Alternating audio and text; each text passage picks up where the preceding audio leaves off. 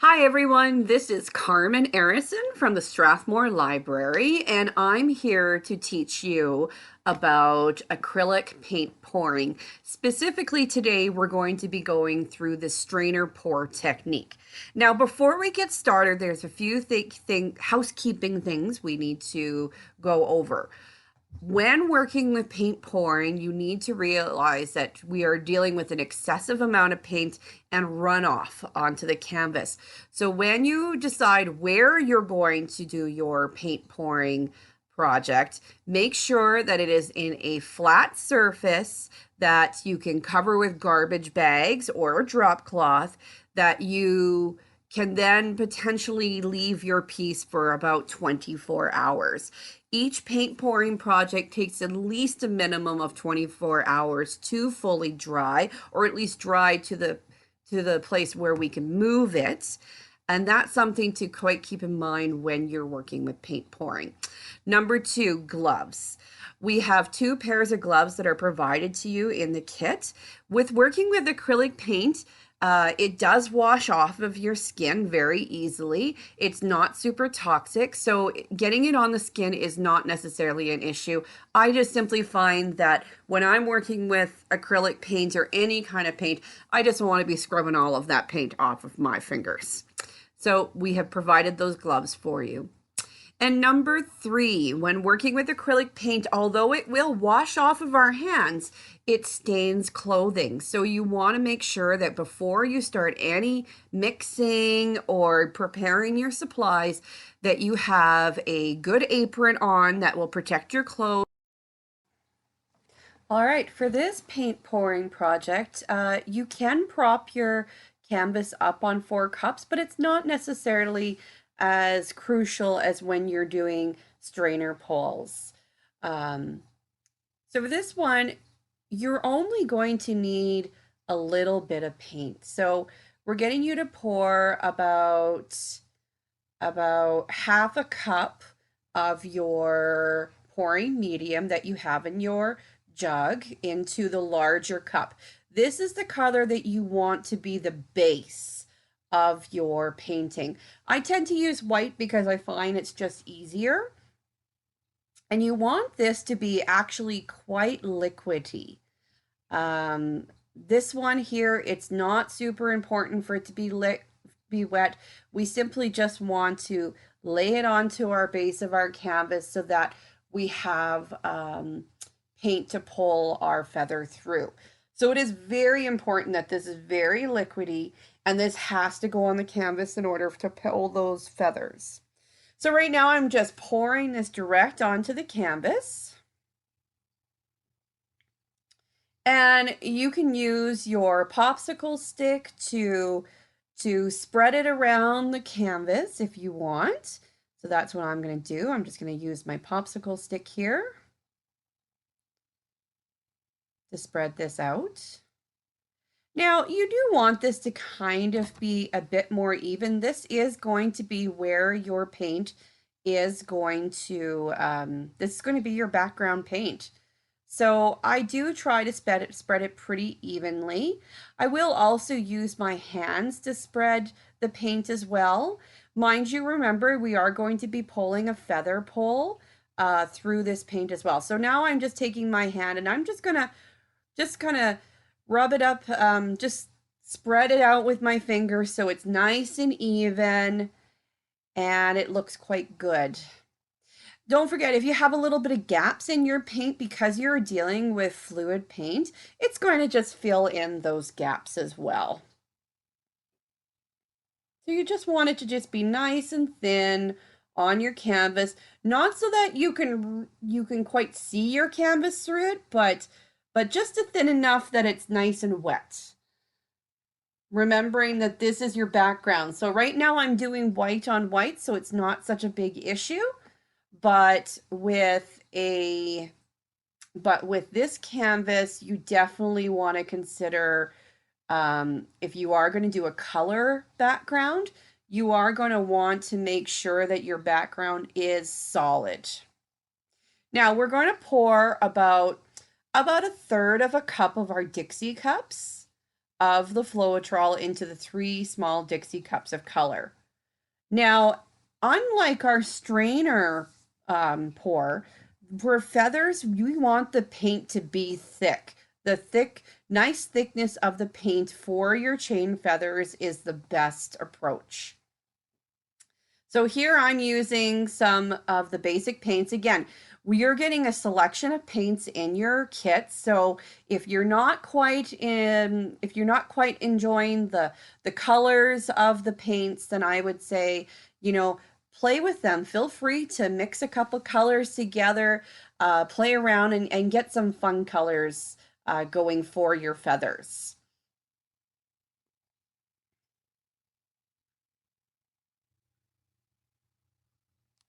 And I'm just stirring it nice and thick, and you can see it's definitely a bit more thicker. So we're going to do 3 colors.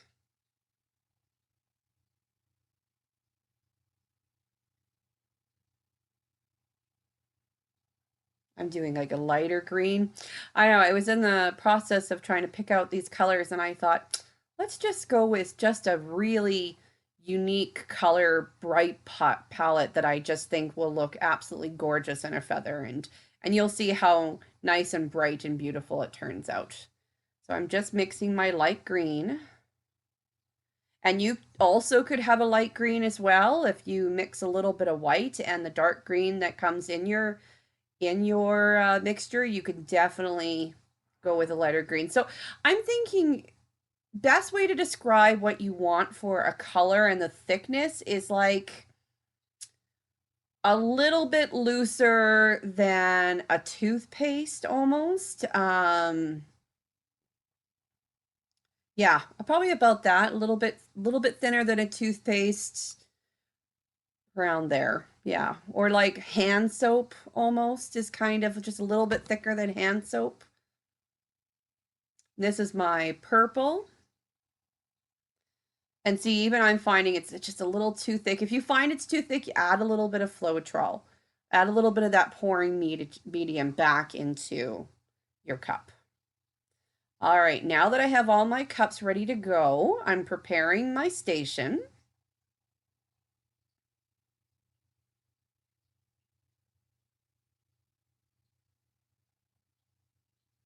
So you have a nice little chain. You have a couple chains in your kit. And we're going to do, what you're going to do is you're going to lay your chain down.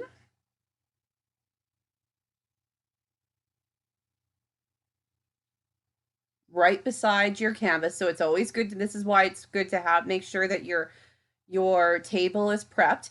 And you're just going to dab. And I mean, you're not painting your chain, you're going to put a good solid dab of paint on that chain. You want it to be quite thick on your chain. And I like to rotate my colors. This is completely up to you. I like to rotate my colors because it gives a good little variety.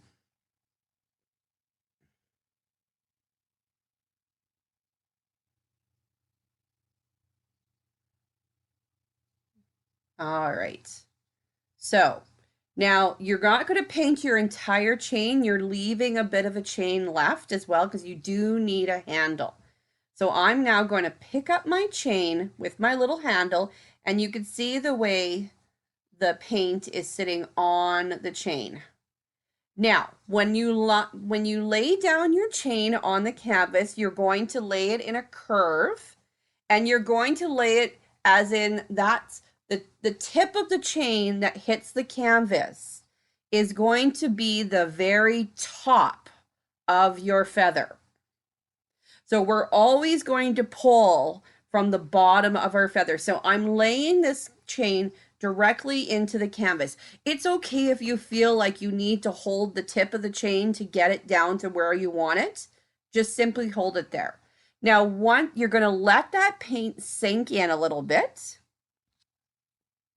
And when you're ready, you're going to pull that chain to the side really slowly. and it's going to pull those colors. Now you're going to notice that your background paint is going to start to bubble up. And I apologize for my hand in the camera here. And I made sure for the next pulls that I made sure my arm wasn't in the way. And you're simply just pulling your chain and pull it right off the page. All right, so that is one side of our feather. Now, don't worry if it doesn't look perfect, because we are going to pull the chain through several times in order to get a beautiful feather. So now we're going to lay your chain back into that paint, and we're going to add our color back to those paints, into the paint again. So I'm adding a little bit of green here. I'm going to add some purple and some blue. And this is where we're preparing the chain for the other side of the feather. So once it's ready to go, you're going to pull your chain back up again by the handle, and you're always going to drop your chain in the same place each time.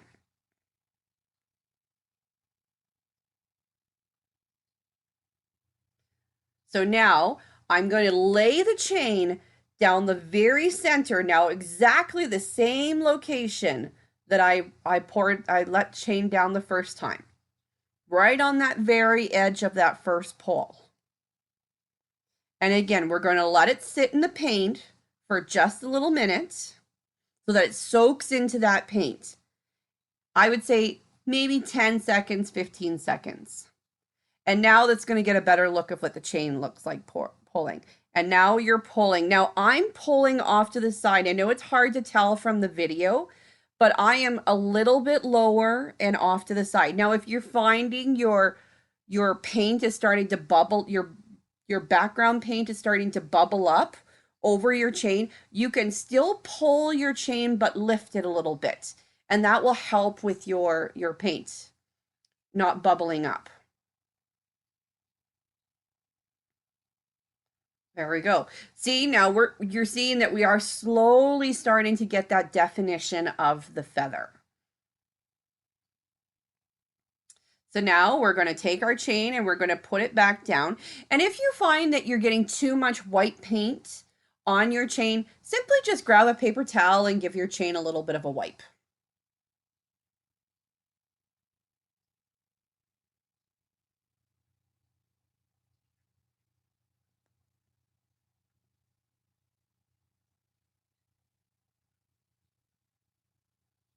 And now we're just adding more paint to that chain.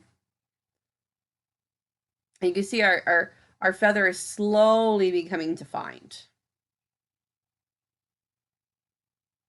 Now I'm going to pull that chain up, and I'm going again right down the very center, putting that chain back down the top. So you're always going in the exact same place that you left that you pulled that chain before.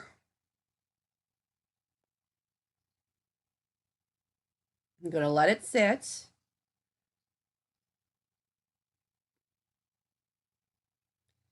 And this time we're going to pull it again. And now, because we've already gone over this once, we're going to be able to see the definition of this feather starting to pull a little bit better. And if you just feel that paint starting to bubble up over that chain, just slow down that pull. And now you can see our feather is starting to get defined again. It's definitely starting to get defined. I'm going to lay the chain back down again into the paint. And I say that when it comes to how many times you pull that feather, like your first initial pull might bring the feathers only just a short distance out from the center. And that's what I always say, that if you're just getting into doing feathers, that you can start pulling small and then gradually pull your chain further and further out from your feather. So that gives it more and more definition. All right, so we're going to do the other side now. Again, we're laying that chain right down the center again. Right down the center. And we're gonna pull it the opposite way again. And this is where, you know, if you want to pull it further, this allows you to bring out that feather even further. I like the look of what this feather is doing because it almost gives it sort of a watery look. And that's because of having that base. And as I'm pulling again, those colors are pulling even further out.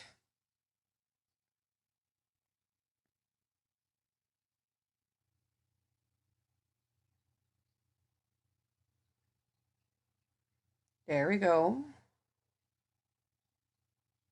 All right, so we're seeing definitely a lot more definition.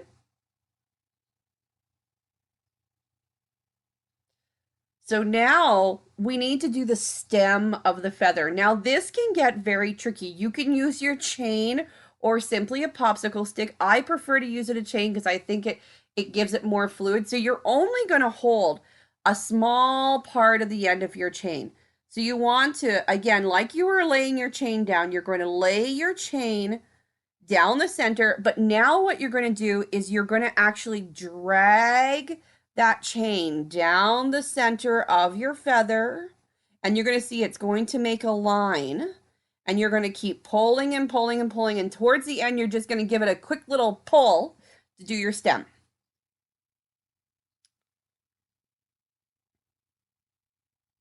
And essentially there is your feather. We've provided toothpicks in your kit, and I like to sometimes take toothpicks to kind of give a little bit of more definition in the feathers because you see it's quite watery. So I just simply will pull the paint off the sides of the fluid art just to give it a little bit more definition in those feathers.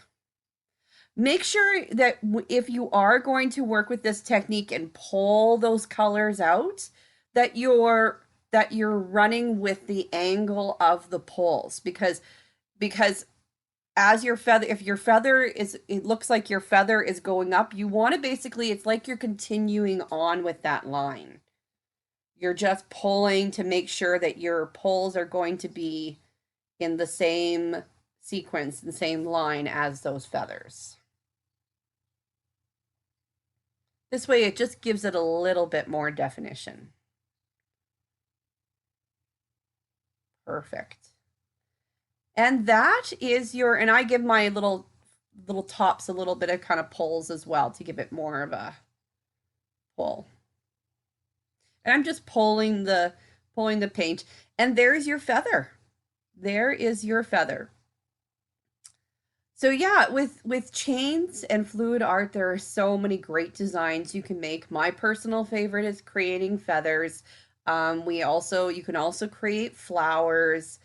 But again, this is just one of those fun, unique processes that that really anybody can do. It just takes a bit of practice. So I just want to thank you for watching my video. And if you have any questions regarding paint pouring or chain feathers, you can always feel free to contact me at the library, 403-934-5440, or my email is carmen@strathmorelibrary.ca. All right, thank you so much and enjoy your paint pouring. Also, one last thing is if you have participated in this program, we'd love to see your pictures. So definitely feel free to take a picture of your art piece and send it on to me. I would love to see it. Thanks so much. Bye-bye.